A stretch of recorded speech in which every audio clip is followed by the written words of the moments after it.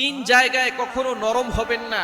নরম হওয়া ভালো, কিন্তু মাঝে মধ্যে গরমও হতে হবে। আবু বকর সিদ্দিক রাদিয়াল্লাহু তাআলা আনহু নরম তবিয়তের সাহাবী, কিন্তু তিনি সব সময় নরম থাকতেন না। কিছু কিছু জায়গায় তিনি গরম হয়ে যেতেন। সুতরাং তিন জায়গায় নরম হওয়া যাবে না। এক নাম্বার হচ্ছে সত্য কথা বলতে গিয়ে কখনো নরম হবেন না। আপনি সত্য কথা, আপনি আপনার বুক ফুলিয়ে সত্য কথা বলবেন।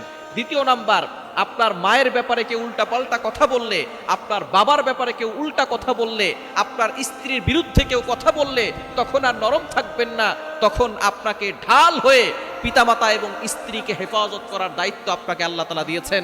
সুতরাং আপনি তখন আর নরম থাকলে চলবে না।